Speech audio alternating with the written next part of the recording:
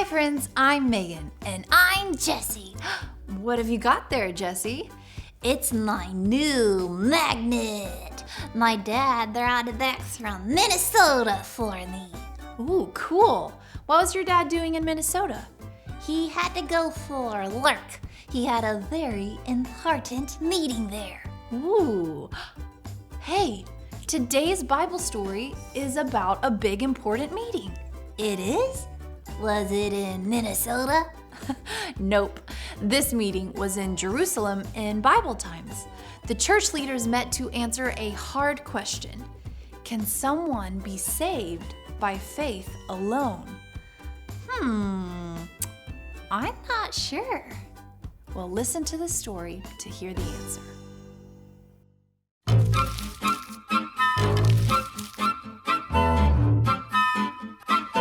Paul and Barnabas had been teaching people, Jews and Gentiles or non-Jews, about Jesus.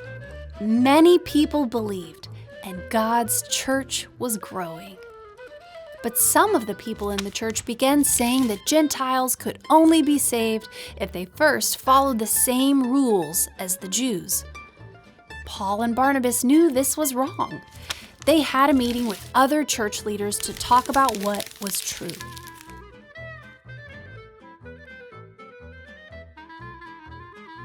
Peter stood up and told the leaders about the Gentiles, the non-Jews, who had believed the good news about Jesus. God had given them the Holy Spirit.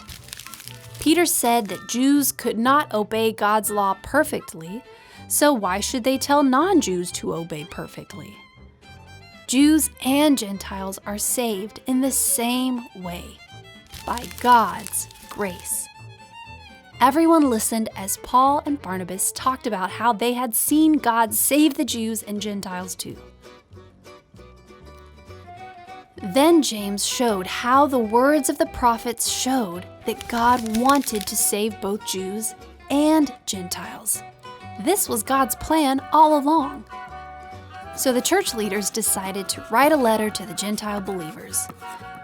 The letter told the believers what they should not do now that they were believers.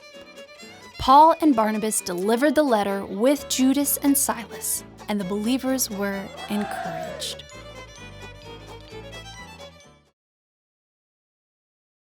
The church leaders met to answer a hard question.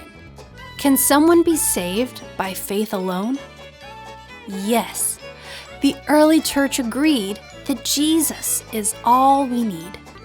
Anyone who trusts in him will be saved.